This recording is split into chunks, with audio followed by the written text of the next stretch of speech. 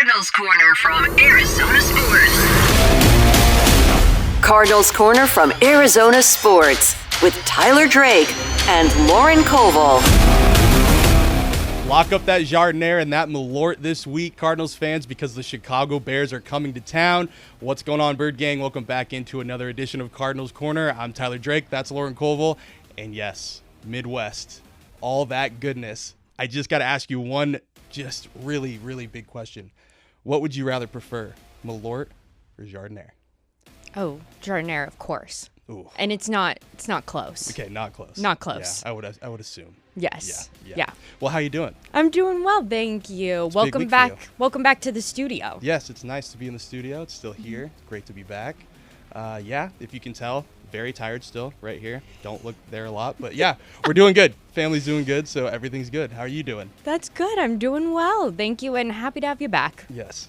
Well, big week, and I'm glad we have our own personal Bears aficionado to really break down Week 9, because another win for the Cardinals. They go 3-0 in the last 3 weeks, and that would be huge and would also put them squarely in the lead, NFC West still. So what's the biggest thing that has to happen this week?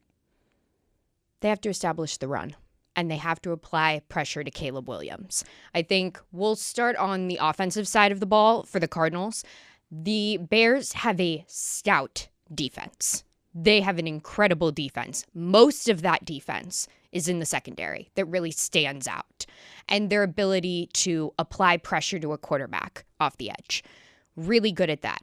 Something they've struggled with is giving up chunk yardage in the run game, giving up 4, 5, 6 yards on a run, or letting the more explosive 10-plus yard play randomly happen on a play that shouldn't. Okay. That's something they can do. This screams a James Conner game. Okay. And would that even more scream James Conner game if Montez Sweat can't play? Oh, yes. His name popping up on that injury report. He left at the end of last week's game for the Bears against the Commanders and did not return for them. I saw his name pop up on that injury report and immediately went, oh no. Because that line is already injured for the Bears on the defensive side of the ball. Heading into this week, that was already a point of concern. The offensive line, we'll touch on at a different point, that's more beat up. Yeah. That's even more beat up than I imagined it would be. So with a defensive line that's sort of struggling to find bodies to put out there for them, somebody like Montez Sweat, who they got just yesterday, a year ago, Halloween, I believe, is when that trade was made, right before the trade deadline. He came in and showed leadership, authority, and a great presence for this Bears team immediately. Not only did his leadership impact it, but it made that side of the line so much stronger for them that you wouldn't dare have a quarterback rush to that side because you know Montez is going to be right there. Yeah, well, and it looks like, so he was a DMP on Wednesday, which I believe was a walkthrough for them, but then Thursday was limited. Apparently today, I think Courtney Cronin had this, he did not practice again. So I think he gets probably a pass as a guy. If he's ready to go and by the weekend, they're going to let him play. He gets like an NIR rest designation. But at the same time, that's not the greatest sign for his availability. And that would be huge if the Cardinals could miss him. I mean, that's one big dude that they do not have to worry about. That would be huge. And if the Cardinals miss him, that gives Kyler Murray so much more flexibility in the pocket. It gives him the ability to run because whoever immediately comes in to fill that slot for Sweat, which most likely the Bears will then begin to shift around where the lineman will actually play on the line instead of plugging somebody in to play for Sweat. That's what they've done so far this season with issues on that line.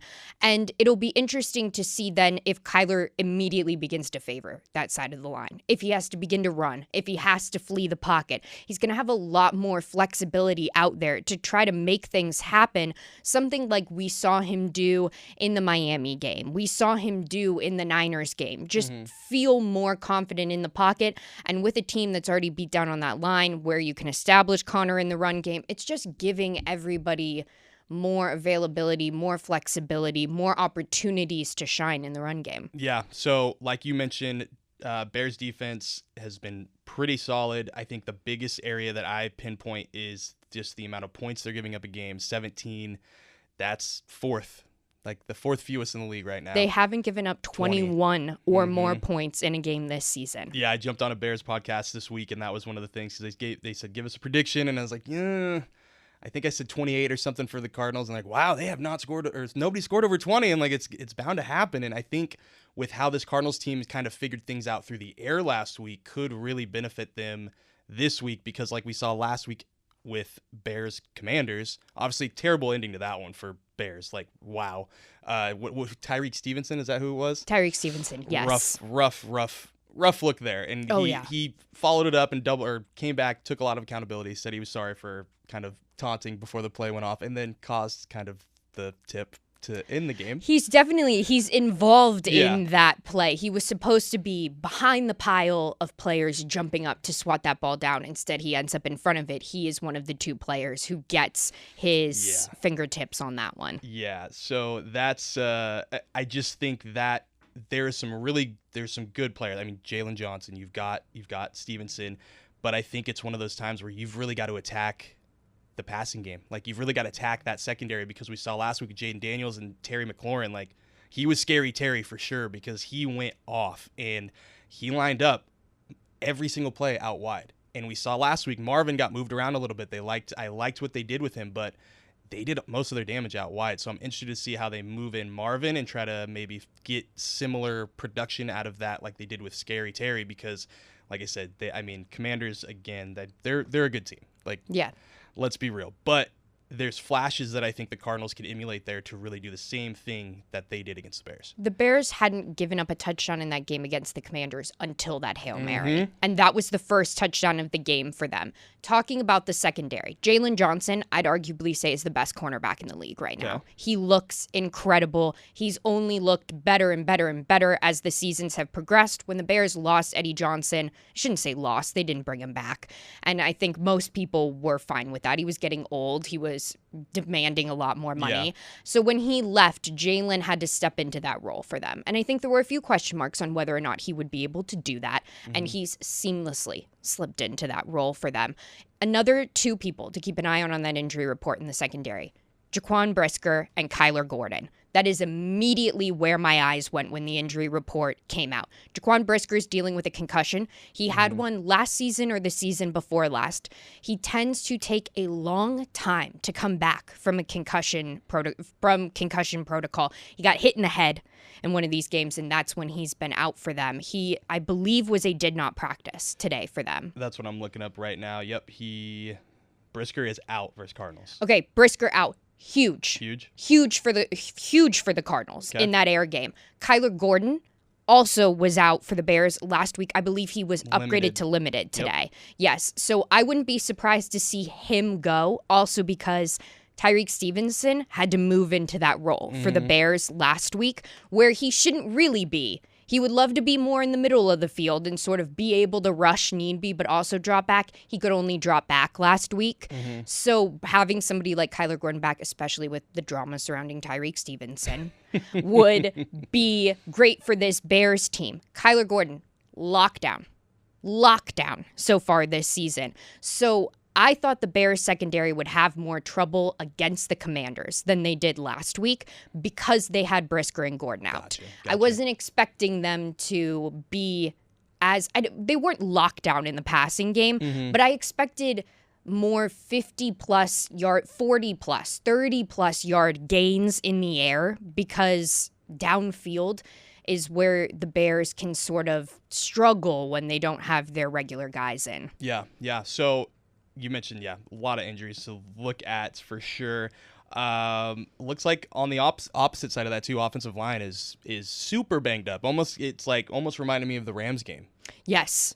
Yeah. Yes. And how, looking at what's behind that starting lineup, or however they fill this offensive line, like how much does that talent level drop off? Dramatically. Okay. Dramatically. There is a big, I would almost put it to the Cardinals like edge rushing position right now, where we saw Gardeck go down and then we went, okay, who's gonna fill that gap? Seen a sack out of the edge rushers since. I don't think so. No, I don't think we've seen a sack out of them since then. The same thing happens with the Bears offensive line. You sub a guy in and you immediately lose at least 75% of the talent up there. The guy who I think has been the strongest on the line so far for them has been Tevin Jenkins. And he... DNP today. After 2 limited days. Yeah, which is a downgrade that will hurt this Bears team. He is the leader of that line. He lines up like so. He has a strong off-field relationship with Caleb Williams. And so that's something that he was limited. I'm sorry. He was limited today. Did not practice yesterday. Okay, so upgraded. So upgraded to limited after practice started the week limited. So yes. He's a position where I wouldn't be surprised to see the Bears shove him out there even if he isn't 100%. Because you need somebody who can just play that position, and the drop-off is so big in that role. So fingers crossed, if the Cardinals edge rushers can get it together, this is the game. Yeah. I'm actually looking at, injury report just dropped. So it is going to be Naquan and Roy Lopez, questionable. Kelvin Beachum is full. He was full today. He's good to go. Sean Murphy-Bunting, full today. He's good to go. Braxton Jones is out. Brisker out. I am not going to butcher this name. Kieran. Yep. He's out. And then there's 1, 2, 3, 4, 5 guys that are questionable, and 3 of them are offensive line. Kyler Gordon is one of them that is questionable as well. Tevin Jenkins, and then Montez Sweat is questionable officially with the shin. Okay. I wouldn't be surprised to see Tevin or Montez go for the Bears. Okay. Just because even if they aren't 100%, they'll shove them out there. Also because Montez does not play every single snap for the Bears anyway in that position. And so subbing him in and out quickly could be something that they look to do. Okay. Well, so here's with that offensive line, you telling me that, there's one guy that I'm looking at this week to really take that next step, and it's Dante Stills. Yes. He has been, I feel like, on a trajectory. He, again, is coming in and filling in. I think honestly, like, when we were coming into the season, I thought he had a chance to maybe crack the rotation as maybe a starter. That didn't happen. He's fighting his way back into that rotation, and he's really continues, I think, to stack games. And so this is when I'm going to be looking at him to really make an impact more on the interior as opposed to maybe having these edge rushers show up and do something.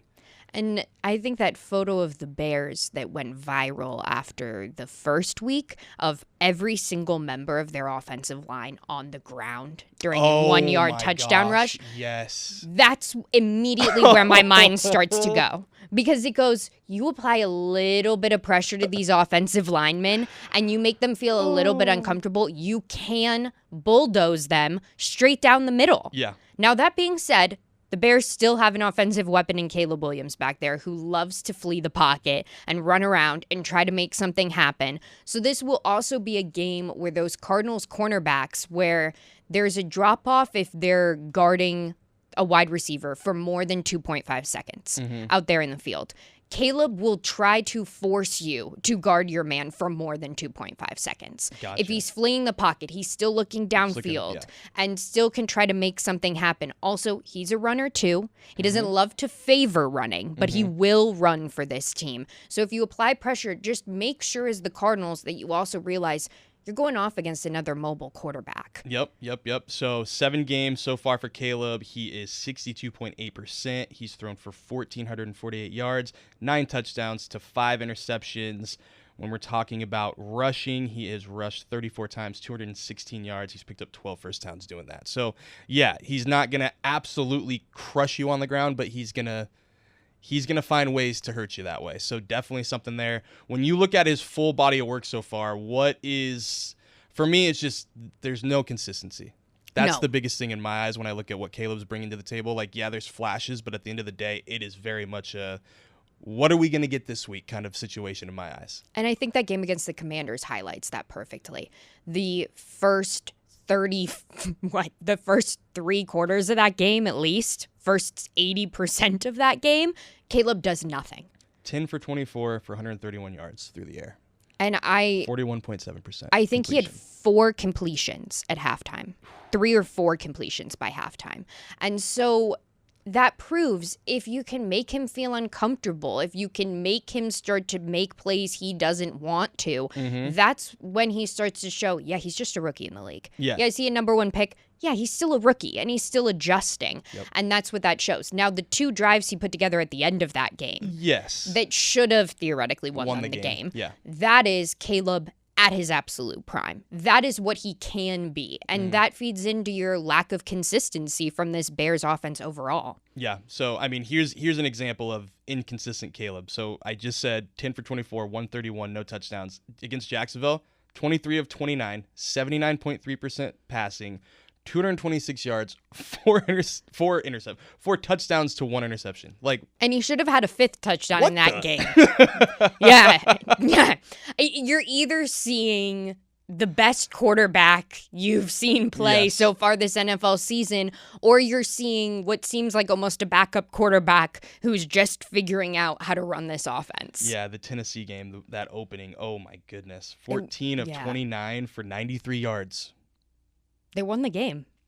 They made it work. They won the game. And that's a testament to that defense. Okay, exactly. That was the next question. Is it more the defense or the run game? Because DeAndre Swift's starting to get it together a little bit too. I know a lot of that yardage last week was off of a huge run, but what do you see out of the run game, especially out of Swift? I've been joking around with people in the office this week because they've been asking me, should I play Swift in fantasy? Should I, Yes, what have we seen from him? And people are trying to trade me Swift right now for Scary Terry.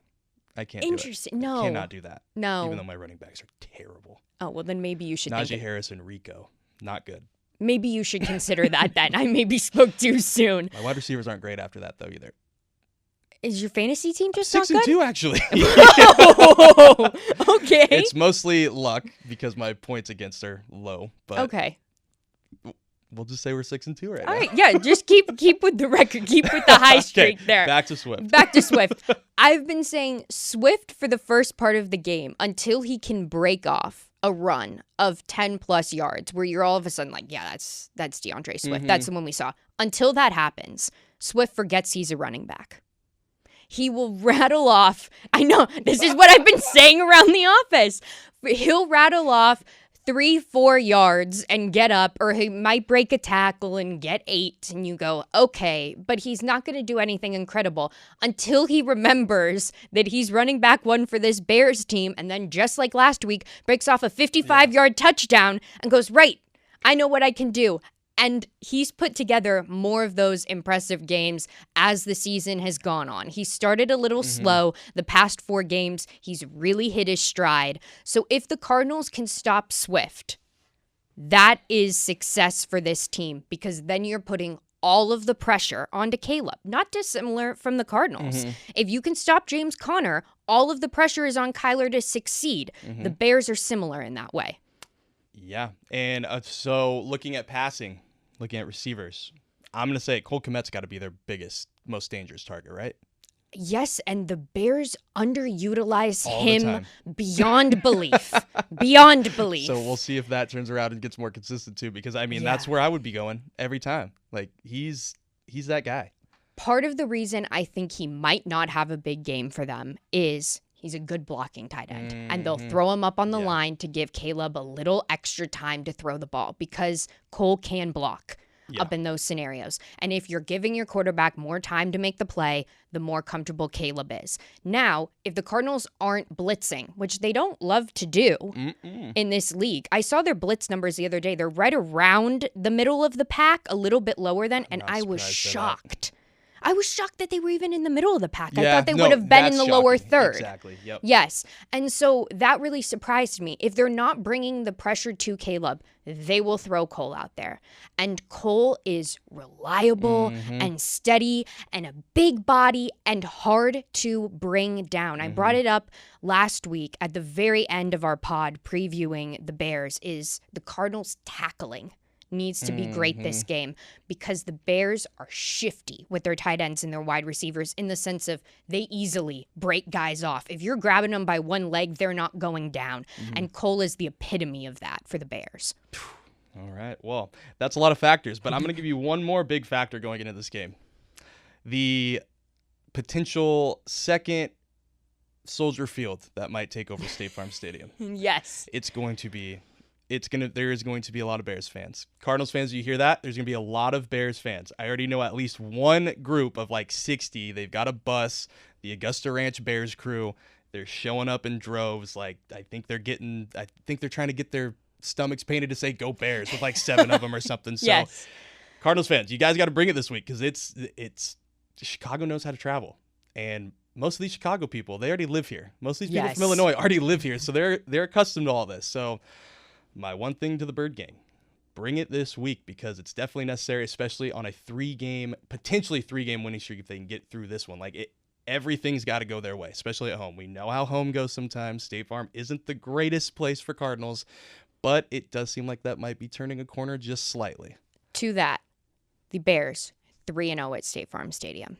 Matt Eberflus. 0-17 in true Sunday road games. Which is, wild. I could do a whole podcast on NFL coaches that should be fired, and I can lead the way with Matt Eberflus, which also has been backed up this week by Caleb Williams' dad, who was putting some statements out on social media about true coaching and finding leadership. And I think those were mostly directed digs at Matt Eberflus. Ooh. So we'll see. So there's a little bit more drama over there in Chicago. There's a lot of drama, and there's a lot of drama, and all of it is surrounding the Tyreek Stevenson, Matt Eberflus, who's the leader of this team. How are we figuring things out for them? And a little bit of drama towards OC Shane Waldron, who Cardinals fans will know well because he came from Seattle. Buddha mentioned it this week, saying, yes, I feel a little bit more comfortable going against this Bears team than I did last year because it looks like a Seattle offense. Yes, he did say that. And that should be a giant red flag for Bears fans and a green flag for Cardinals fans because Seattle is nothing like Chicago. No. They don't have similar builds. They're not constructed the same way. They don't have the same level of talent, but the Bears are playing to that level of a Seattle offense of last season and one that wasn't necessarily clicking. So this is definitely an opportunity for the Cardinals to get that 3rd straight win. All right. Well, there you have it. Lauren just filled you in on everything you need to know about Cardinals, Bears. I kind of helped a little bit there, but not much. You did a lot. I did a lot. drove Come on. Bit. I just drove. That's important. But make sure you guys keep it locked on the Arizona Sports app, 98.7 and ArizonaSports.com as we continue to bring the latest before Cardinals take on the Bears this Sunday. Be sure to keep it locked here as we will bring you a post-game pod after the fact where we'll either be talking about a 3-game win streak and the Bears potentially going 0-18 on true Sunday road games, or we will be looking at what went wrong for this Arizona Cardinals team as we get into Week 10, where I think that would be the New York Jets, right? That would be the New York Jets and Aaron Rodgers coming to town. Boy, is that going to be a fun one to talk about. It'll be way more interesting to talk about given what happened last night. Yes. But until then, we'll see you guys next time. Have a good one, and be ready for some Cardinals football. See you later.